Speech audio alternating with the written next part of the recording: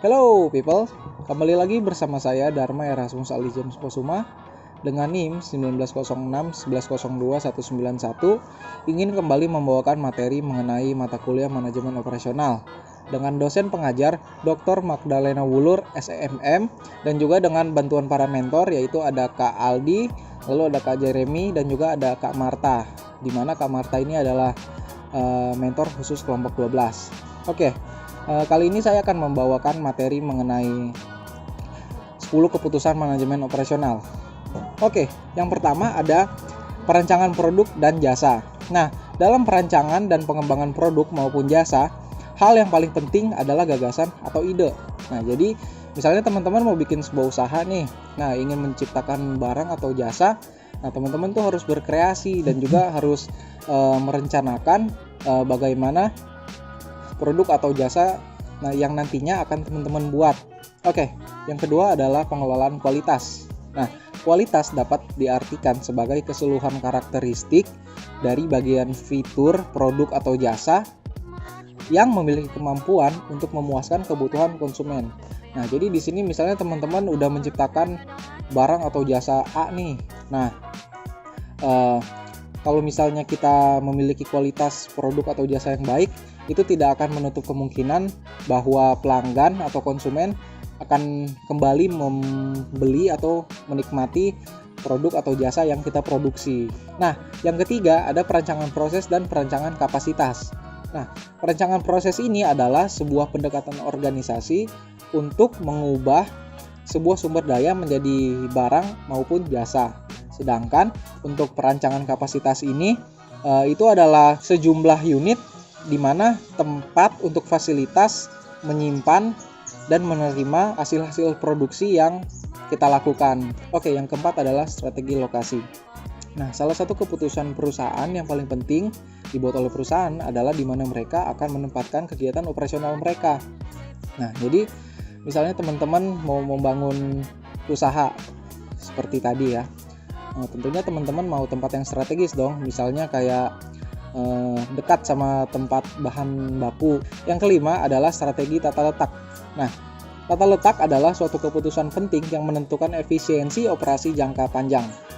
Nah, jadi tata letak ini misalnya teman-teman udah menentukan nih posisi pabrik A, pabrik untuk usahanya teman-teman. Nah, tentunya di dalam pabrik ini teman-teman harus mengatur misalnya mesin A ini ada di mana, lalu mesin B di mana, terus mesin C itu ditempatkan di mana supaya proses produksi akan dapat berjalan secara efektif dan juga efisien. Oke, yang keenam ada sumber daya manusia dan rancangan pekerjaan. Nah, jika teman-teman sudah menemukan tempat dan juga mengatur segala sesuatu, tentunya teman-teman juga membutuhkan sumber daya manusia untuk mengelola dan mengatur operasional untuk keberlangsungan produksi tersebut. Yang ketujuh ada manajemen rantai pasokan.